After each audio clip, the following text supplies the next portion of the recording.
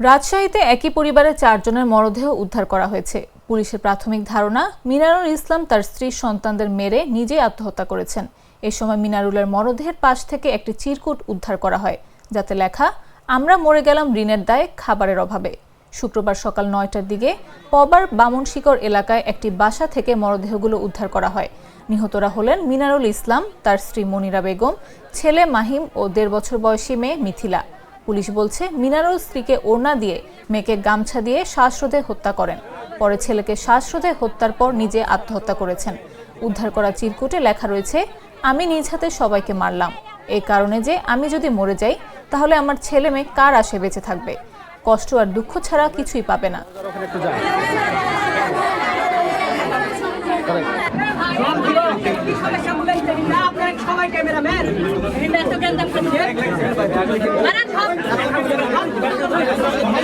ঘটনাস্থলে এসে আমরা দেখি যে উনার এখানে মানে মিনারুল ইসলাম, উনার বয়স আনুমানিক 35-36 হবে।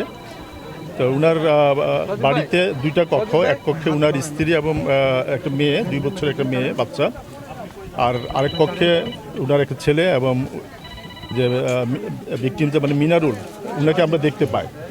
তো এখানে যেটা দেখা হচ্ছে যে স্ত্রী এবং যে ছোট বাচ্চাটা তারা যে কক্ষে আছে পাশের রুমে, সেখানে তাদের গলাতে মানে শ্বাসরোধ করে হত্যা করা হয়েছে মনে আমাদের কাছে প্রাথমিকভাবে মনে হচ্ছে। আর পাশের রুমে যেখানে উনি থাকতো, ওখানেও ওই খাটের মধ্যে উনার ছেলেকে আমরা দেখতেছি, সে মৃত অবস্থায় আছে, সেও মানে শ্বাসরোধ করে হত্যার মতো মনে হচ্ছে। এবং ভিকটিম যিনি অর্থাৎ মিনারুল, উনি ফ্যানের মধ্যে ঝুলিয়ে নিচে একটা মানে আছে, চেয়ার আছে, ঝুলিয়ে আত্মহত্যা করছে মনে প্রাথমিকভাবে মনে হচ্ছে। আর কক্ষে একটা চিরকুট পাওয়া গেছে, চিরকুটে উনি ঋণগ্রস্ত এবং আর্থিক অনটন এই কথাগুলো লেখা আছে। তো আমাদের সিআইডির ফরেনসিক টিম এবং পিবিআই